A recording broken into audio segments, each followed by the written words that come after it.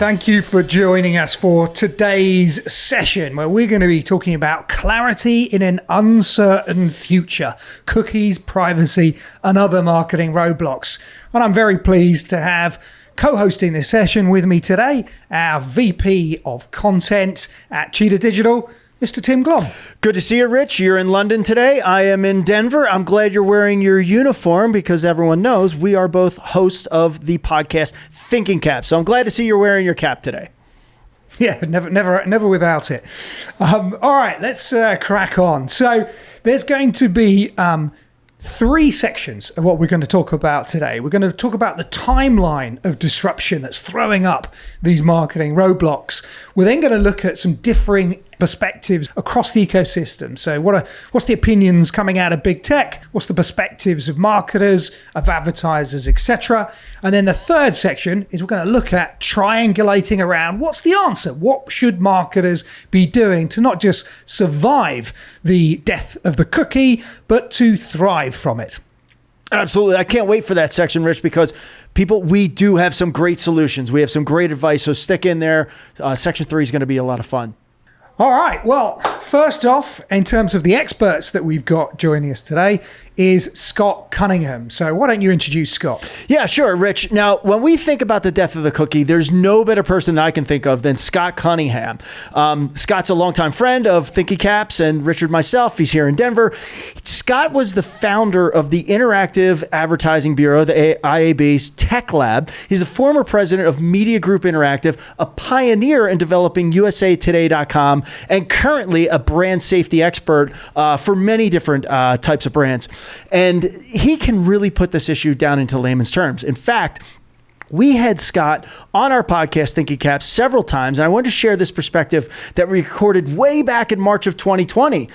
So even last year, he does a great job explaining, but very simply, what's happening technically when we talk about the death of the cookie, as well as lays out all the key players involved from media companies, brands, and the intermediaries between them. So I want to play this clip first to level the playing field. What does it really mean to them? Well, so the cookie in and of itself is nothing more than a piece of technology that stored information around third-party data. So what are we really talking about? We're talking about the migration away from transacting on third-party data.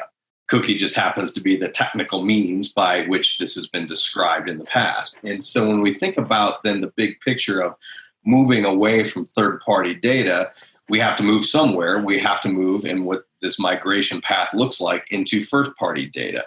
And when we think about first-party data, we think about, well, who are the entities in the advertising and marketing supply chain that have first-party relationships? And that's brand marketers and publishers.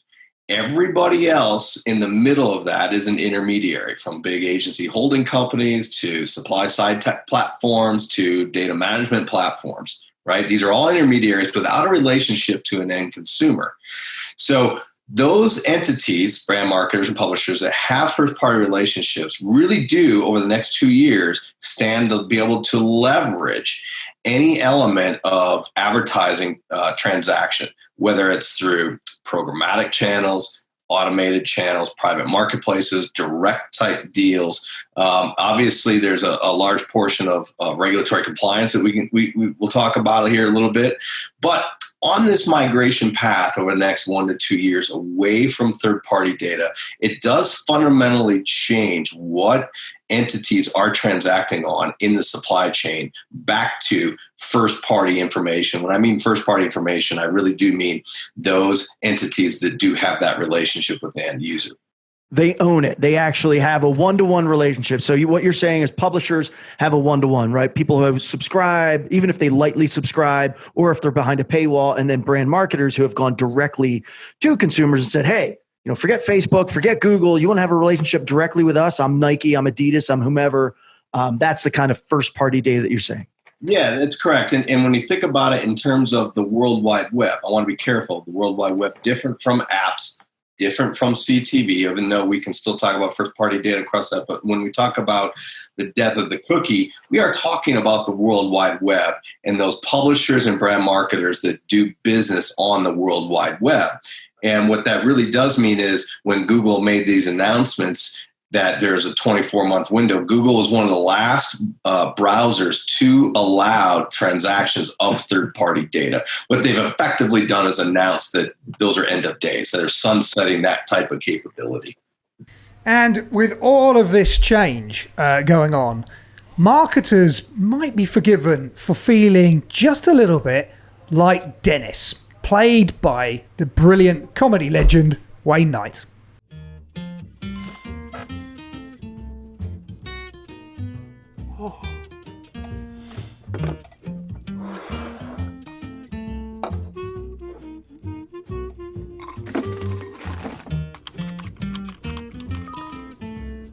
Huh?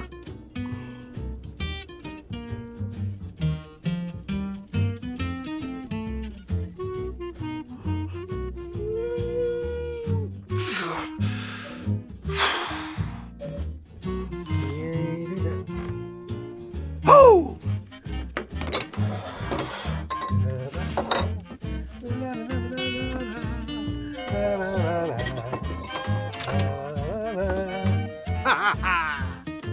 Rich, it was a ton of fun shooting those, but kudos to you who wrote the script for this legendary actor on one of the biggest TV shows of all time. So thank you. Very funny stuff.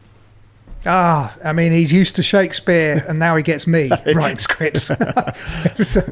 Yeah, poor man. All right, now let's just cycle back to see kind of how we actually got here with this current state of disruption, given the interconnected nature of legislation and response to privacy from the tech ecosystem. Now, it shouldn't be forgotten that this all really started with a scandal, and the Cambridge Analytica whistleblower Chris Wiley, who we hope to be speaking later at Signals 21.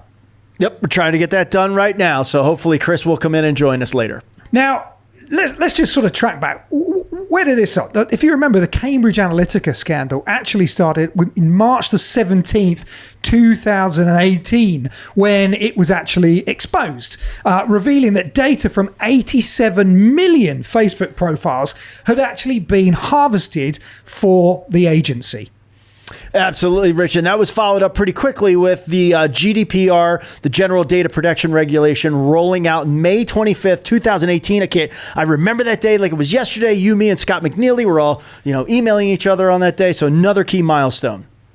Yeah, then it was January the 1st, 2020, where the California Consumer Privacy Act, the CCPA, which is a state statute that dictates how businesses deal with personal information of Californian residents. That was rolled out January the 1st, 2020. Yeah, big one. And then we just saw in that clip with Wayne Knight, in January of 2020, Google announces they'll phase out support for third-party cookies within 2 years, and boom, now we have this session. Yeah, and they were actually the last of the major browsers to actually do so.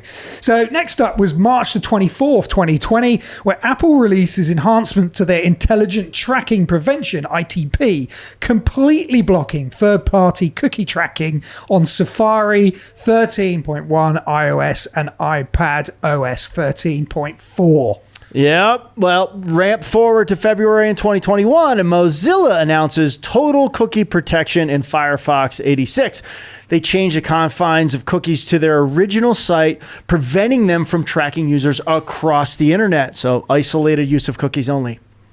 Yeah, and then March the 2nd, 2021, Virginia's Consumer Data Protection Act is signed into law, protecting the data and privacy of Virginia residents, starting on January the 1st, 2023. Yeah, and we covered that in Thinking Caps when it came out that week. And then you move to April of 2021, Apple releases iOS 14, including in it the ability for users to opt out of being tracked by apps on their phones. So essentially killing the IDFA, the identifier for advertisers. Big blow there from another tech company. Yeah, and then June the 21st, 2021 is where Google basically came out and said that, look, it's going to take us a lot longer to actually get the ecosystem ready for the death of the third-party cookie. So they basically moved out the timeline for phasing out cookies, right? And basically giving a new period of grace for advertisers and publishers that will start in late 2022 with stage 2, which is the actual phasing out of cookies cookies, which will start in mid-2023 and then end in late 2023. So that's now the new timeline for the death of the third-party cookie. I would have loved to have been in those calls and meetings when they were deciding to extend that death sentence. But anyway, I digress. And July 8th, a big one here in Colorado affecting me personally and you before you move back to the UK. Colorado Privacy Act. It will protect residents by enforcing consumer privacy laws starting July 1st of 2023. So Colorado following suit of Virginia and California. Yeah, and then on July the 20th, 2021 is where we really started to see some of the teeth from all of this legislation, and the California Attorney General's office sending out CCPA enforcement letters to a whole range of advertisers, social media sites, data brokers, and ad tech firms regarding cookie tracking as a data sale. And we cover that also on Thinking Cap. So that is the timeline of this disruption. So if we had actually really written Dennis's little skit there accurately, it would have been more than just a couple of beeps on his throne. Yeah. Would have had him going crazy. Don't worry, I have Wayne Knight on speed dial, and I told him the next time there's a disruption, I got to come out and shoot a new video with him. So the saga will continue, as we know. This timeline is not done. There will be more disruption. So. Yeah, there's going to be more sequels than Jurassic Park. So we look forward to that. All right, so now let's sort of dig into what are the differing perspectives that we're seeing across the marketing, advertising, and tech ecosystem. So firstly, we're going to start with the consumer view, right? What do consumers think about all of this? Well, we can certainly see more consumer awareness around what marketing tactics are considered creepy versus cool. And there's some interesting bits of data here. This is from our 2021 Consumer Trends Index report, which is available for free on our website, by the way, cheetahdigital.com, in the resources section. I want to share a couple of these. How would you feel if a brand or retailer interacted with you in the following ways? Please indicate whether you feel it's creepy or cool. Recommendations from a brand based on past purchases. 73% are okay with that, and that makes sense. You've transacted. Getting an email reminder or an advertisement about a product I'd abandoned in a cart from a brand. 54% are good with that. 66% said that they do not like adverts that follow them across devices. Furthermore, 69% said adverts relating to something I had talked about near a smart device is creepy. And lastly, but a big one, the advertisements from companies they don't know based on their location data, a whopping 72% said no go, that's creepy. So again, from our 2021 Consumer Trends Index report. Now, and as our senior analyst of privacy and protection, Alex Krylov, says, there's a big difference between targeting a golden audience segment with a silver bullet of an offer and going through a consumer's proverbial trash by analyzing their browsing history. And so, a lot of these things that we're seeing from a consumer perspective, it's kind of etiquette moved to the digital space. And it is common sense, I think. And I'd argue that even in the current third-party cookie-powered world, marketers aren't exactly winning when it comes to personalization. In fact, in the 2021 Digital Consumer Trend Index report, in the last 6 months, consumers reported that 30% of them have received creepy personalization based on information that they didn't share directly with the brand. And 42% of consumers have received irrelevant content and offers. So lots of space for improvement when it comes to actually getting personalization right. That's right. In fact, Rich, consumers are taking proactive steps to actually protect their own privacy and their own data. So here are a few stats for you. 22% of consumers have paid for premium internet security software. Maybe that's blocking them or keeping them safe from tracking, etc. 27% of consumers have gone to the trouble of installing ad blocking tech. Very, very familiar. I wouldn't be surprised if that stat was actually higher in some places. And 22% of consumers have privacy mode on a pre-installed browser. So definitely some trends there that consumers are taking matters into their own hands. Yeah, no doubt. Okay, so that gives us a pretty clear indication of what the consumer attitudes are. Let's take a look now at big tech's view, specifically Google and Apple. So big tech's attitude on this is quite polarized, as one might expect. But perhaps the most headlining aspects, the battle between Apple and Facebook, with very different competing visions of the internet. I just want to read this quote from Tim Cook, which was in January 2021, which really serves up their view. Now, technology does not need vast troves of personal data stitched together across dozens of websites and apps in order to succeed. Advertising existed and thrived for decades without it, and we're here today because the path of least resistance is rarely the path of wisdom. If a business is built on misleading users, on data exploitation, on choices that are no choices at all, then it does not deserve our praise, it deserves reform. We should not look away from the bigger picture in a moment of rampant disinformation and conspiracy theories juiced by algorithms. We can no longer turn a blind eye to a theory of technology that says all engagement is good engagement, the longer the better, and all with the goal of collecting as much data as possible. It is long past time to stop pretending that this approach doesn't come with a cause. A polarization of lost trust and, yes, of violence. A social dilemma cannot be allowed to become a social catastrophe. Tim Cook, Apple CEO. Very, very strong words, Tim. Well, this is it is a bold statement, and I think it's one that consumers love. I don't know how true it is when you're trying to run a company like Apple, but I'll leave my opinion out of this. But Rich, there's make no bones about it. Apple is taking this directly to consumers across the globe, the billions of them out there. In fact, they've taken it into the living rooms of primetime TV here in North America and all over the globe with ads like this. So if you haven't seen this, check it out and you'll understand what we're talking about. Felix?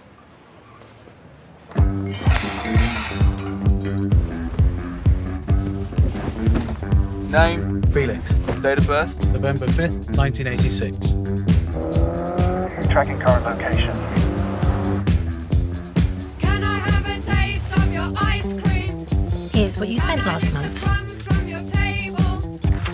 Can I interfere in your crisis? Can you hear those people behind This will you? help with the itching. Can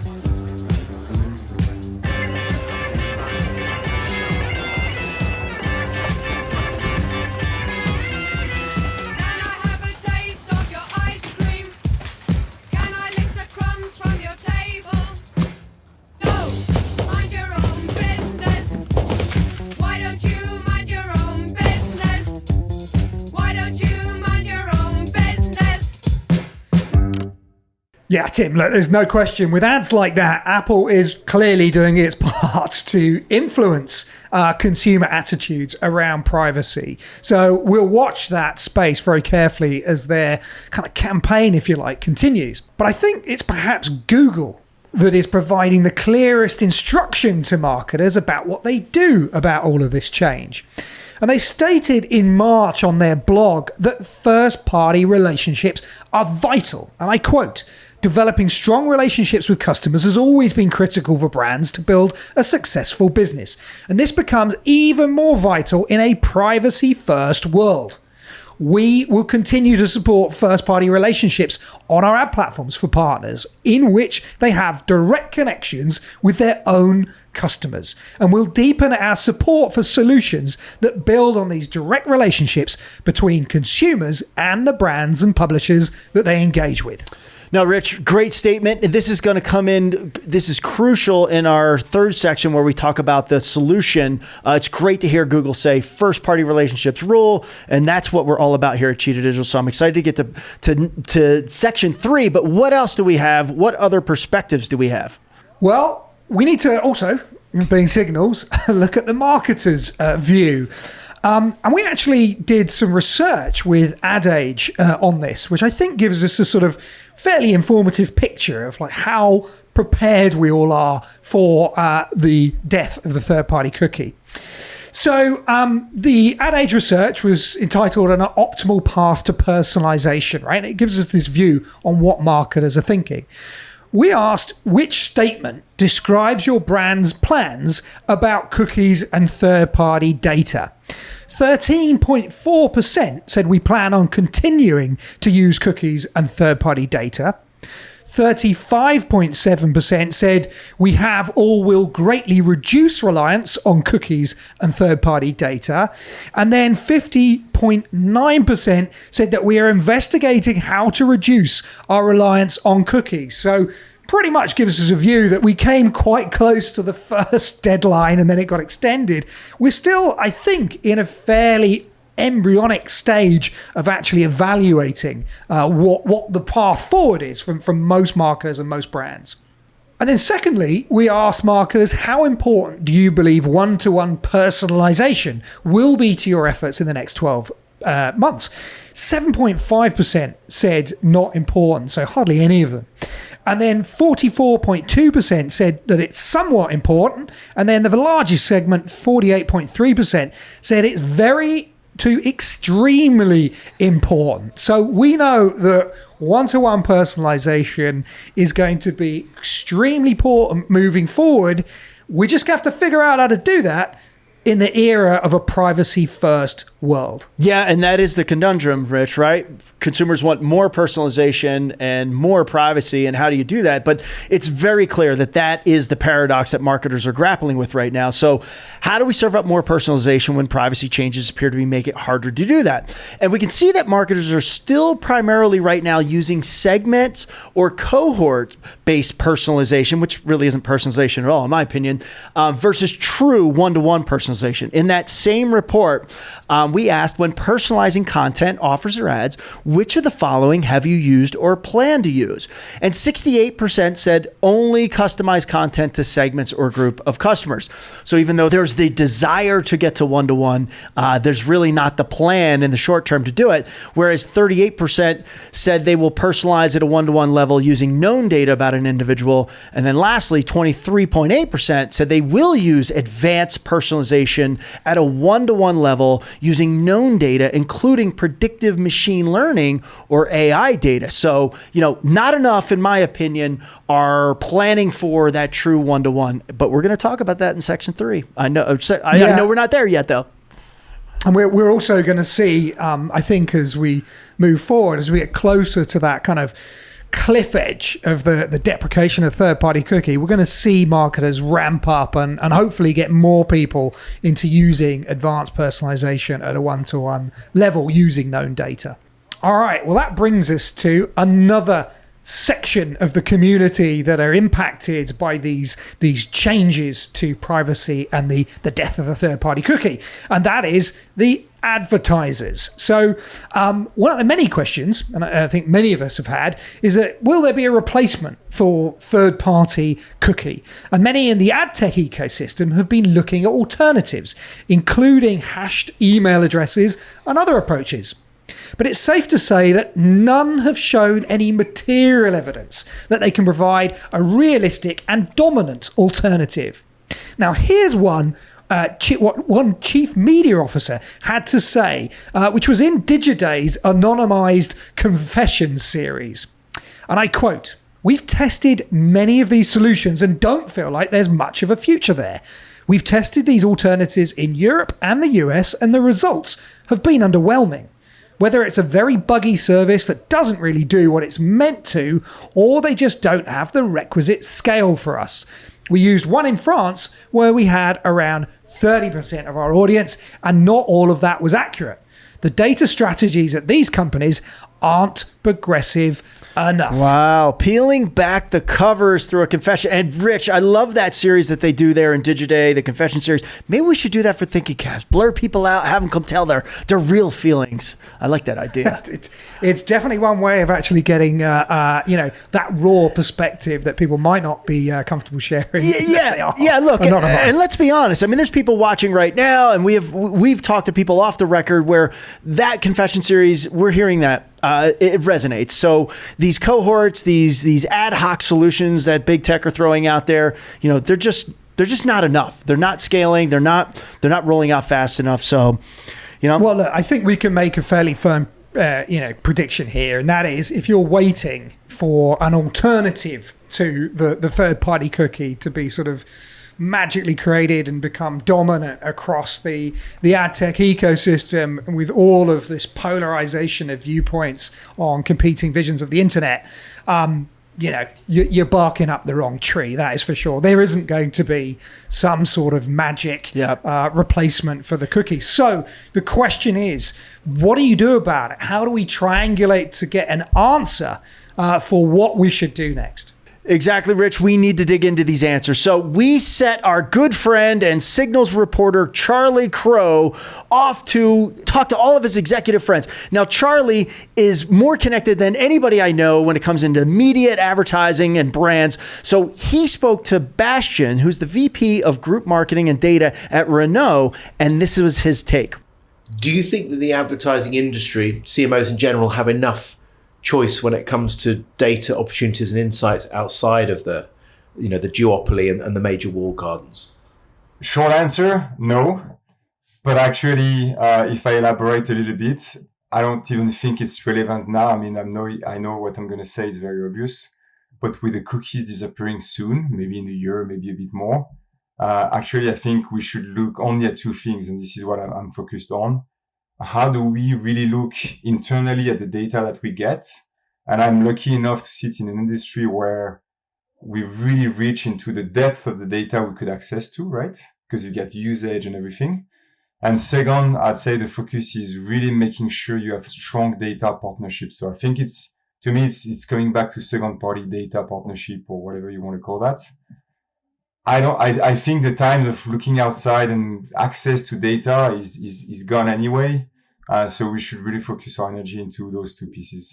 I might be wrong, but this is where I'm focusing my time. So, Tim, very interesting. Renault is essentially moving away from third-party data and then looking at what consumer data Renault have internally that they can use, and then also exploring second-party data relationships. Now, many others, right, including the analysts, are also promoting zero-party data as a sensible strategy, given the need to balance privacy and personalization. And this is data that a consumer willingly gives a brand in return for getting better personalized products or content or services, or for an exchange of value, such as a chance to win something or a discount.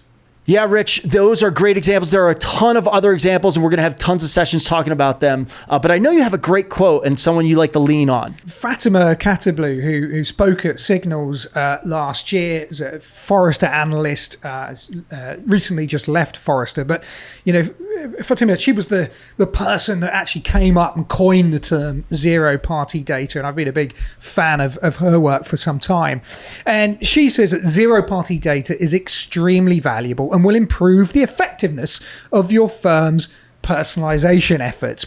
But not only that, it also will improve the effectiveness of your advertising if you use zero-party data with first-party data to deliver more effective ads. So that's something directly tied to this whole subject. But we've got other sessions in Signals to come into that in a little bit more later on in the subsequent weeks. Yeah, in fact, Rich, I got to call it out right now because you're the co-host of in week 3 of Signals. We have a session titled Zero-Party Data: Building Crucial First-Party Relationships. You host it with Nick Watson on our Cheetah Experiences platform, and you can hear a range of ideas, examples. In fact, we're going to hear directly from the mouths of brands like GSK and Arsenal Football Club on how they're actually doing that. So go check out that session. Find it under the resources tab. You have to save a seat. It'll dive deep into the weeds and give you a treasure trove of tools to put into your strategy. Just think about this. As brands and marketers start to really address what they're going to do in this cookieless future, they are starting to build first-party relationships and incentivize direct engagement. And many in the industry, including the IAB, have started to promote the idea of needing a consumer value exchange. And I quote, "Are we operating in a way that provides a clear value exchange to consumers in the long term?" This is from IAB Outlook 2021 Digital Ad Ecosystem. So, great to see the IAB are actually raising that question with marketers, because in this new world of trying to incentivize that direct engagement, you have to think through what's in it for the consumer. What's the value exchange? What I think is interesting there, Rich, is they are in the business of getting you to spend more money, right? It's the advertising bureau. So when they even say that your ad should have a value exchange, not just your emails, your owned channels, then it's true. Like you have to have that value exchange strategy across everything. And look, we also know from our own consumer research that 79% of consumers will trade personal and preference data, that psychographic data you need in their head, for the chance to win a prize. And 80% of consumers will trade personal preference data for early or exclusive access to something, whether that's your loyalty program or a product or something. So again, stats from our 2021 Consumer Trends Index, which you can get at cheetahdigital.com under the resources tab. This is great stuff here. In fact, there's many types of value exchange opportunities that the digital trends research has shown consumers will accept in return for that crucial data. That includes, as you mentioned, discounts, competitions, unlocking content, even loyalty points, surprise and delight, etc. So some really good ways you can build that value exchange. There's not just one size fits all. You can get creative and get your consumers engaged. Absolutely. And then the IAB lists out 3 areas of what value means to consumers in return for that direct engagement and data sharing that's actually needed to power one-to-one relationships. And so here they are. And for me, the first 2 are basically the table stakes, right? Free services, personalized discounts. But it's the 3rd area where brands really can differentiate themselves. So that brings us to the most important aspect of rethinking the relationship between brands, consumers, and personalization in the cookieless future. And that is the importance of loyalty programs. Because it's loyalty programs that, when done well, govern the value exchange between brand and consumers, not just for a single interaction, but for direct engagement over the customer lifetime. And with contextually differentiated, personalized experiences, they can be the conduit for the one-to-one relationships that build customer lifetime value. Absolutely, Rich. In fact, when asked, 79% of consumers in the 2021 Digital Consumer Trends Index report, we keep mentioning it because it's so great, they said they wanted brands to spend less time advertising to them on Facebook and pivot instead to investing in their own loyalty programs to reward consumers for their business. So that is a huge trend. And if you're not thinking about loyalty, or maybe you have a point for purchase and you need to rebuild your loyalty, don't worry, we've got you covered. In fact, I need to plug here. I am sitting down with Ian Dewar, who's the VP of Global Analytics at the VF Corp for Vans, the North Face, and other brands. He has an amazing session where he shows how they actually take the data and analytics that they collect in their loyalty programs, use them across all brands to expand and cross-sell and upsell you into things when you need them. So maybe it's titled, I believe, The Jacket You Didn't Know You Needed, and it's great. It's very analytics driven. It's personalization, and it's going beyond segments. But also, we have 2 other sessions here at Signals. Cobb's Bread, a leading bakery and pastry treat maker in Canada with 100+ stores, as well as Torchy's Tacos, the iconic taco delivery restaurant that you just have to see. I sat down with the CMO, Scott Hudler. You're going to love that session. So all about loyalty, great things to dig into. But I digress. Rich, continue on for us. Yeah, the consumer research around what the marketing hallmarks of a person's favorite brand give us a bit of a clear indication of what our strategy should be as marketers in the cookieless era. And if you can see from this data, this chart, from the 2021 Consumer Trends Index, what consumers actually really respect and what they see as hallmarks of their favorite brand is providing a consistent omnichannel experience, rewarding their loyalty, striving to build a relationship, using consumer data in a way that makes people feel comfortable, and treating them as individuals. So all things that are deeply connected with all of the areas that we're going to be talking about through the course of Signals 21. So check out the sessions in the Innovate and Understand Week to learn about how you can take control of your own marketing data and augment it with other data types like Zeroparty data to treat people as individuals at scale. And then the Activate Week, you can hear from analysts and brands about how to build that consistent omni-channel experience that consumers crave.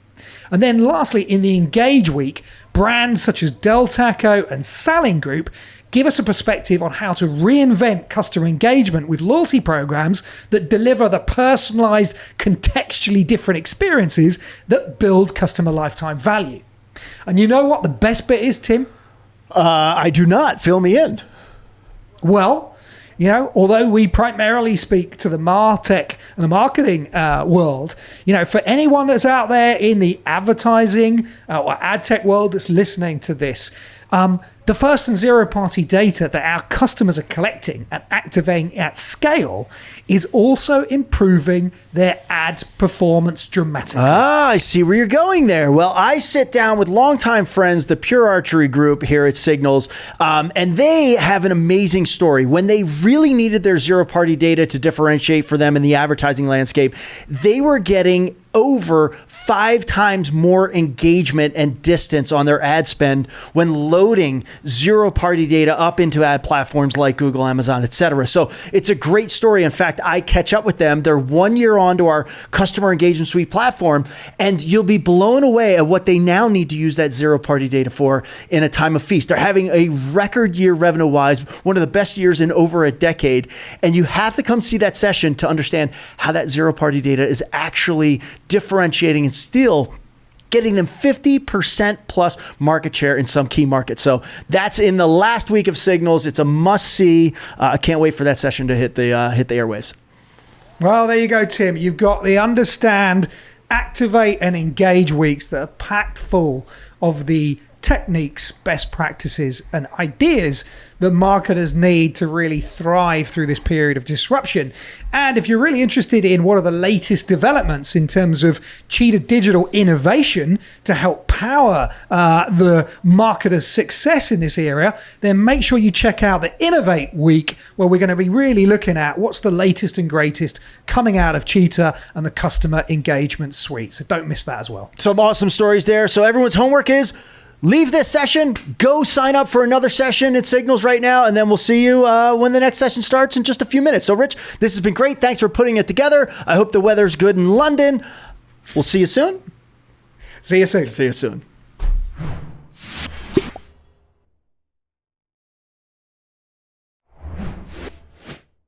Cookies, privacy, and other marketing roadblocks. Now, look, there are a lot of roadblocks that have been thrown at people recently. And we can't cover all of them, but Thinking Caps, the podcast that Richard and I host, it's primarily on the Cheetah Digital LinkedIn page when we drop new episodes weekly, as well as you can subscribe to it on Apple iTunes. It's a great place to keep up with realistic stuff. So this was one of our heaviest sessions going into Signals. This is the first week. Thanks for joining us. Second session of the day. We have 4 more weeks to go. But it was late in the chat. So rather than a Q&A, I wanted to take just a minute to show you 2 incredibly important resources. If you're exploring at all about zero-party data, how to get over all these tech disruptions like Apple, Google, etc., there are 2 things you have to see. And Dane, if you can take my screen here, we have something called the Zero-Party Data Playbook. This actually is getting rebooted almost every 2 months because there's so much new disruption, so many new hurdles for marketers to get over. So you can find this at cheetahdigital.com in the resources section. It's an incredibly jam-packed playbook that goes through the reasons you need to start collecting zero-party data. It even talks about the types of data. If you're confused, what's really the difference between first party, third party, zero party? We define all of that for you.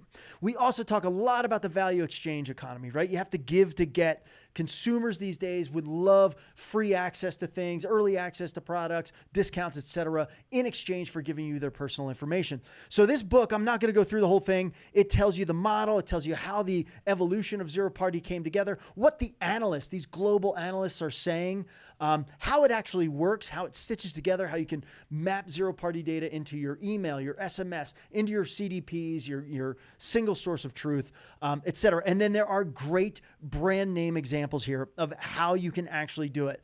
Learn how other brands like yourself in all kinds of industries and verticals are actually using this tool, our tool, to collect that zero party data and then activate it. So, all right, Dame, that's the zero party data playbook.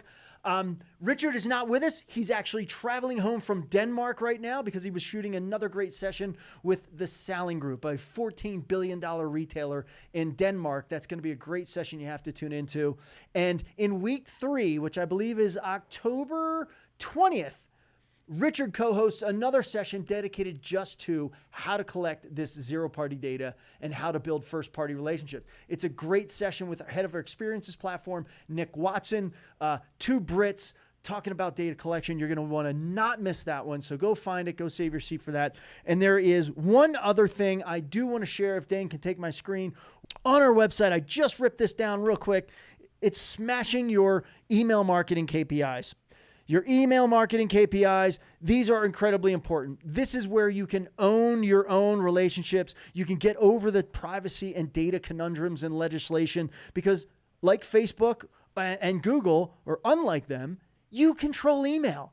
As long as you have people opted in and you're nurturing them, you're keeping them going, they're going to want to connect with you. And when Facebook goes down, as it did yesterday or 2 days ago for 6 hours, and you can't reach your customers, you can use email. You can use SMS. You can use these owned channels. So again, great examples of how email is driving revenue, real engagement, and driving brands forward. We also touch on zero-party data. So there you have it. There's 2 resources you could download right now, right here at cheetahdigital.com. Just at the top nav, you're going to see resources, ebooks. There's a ton of them in there. Just search zero-party data, the word zero, or search the word email, and those books will come up.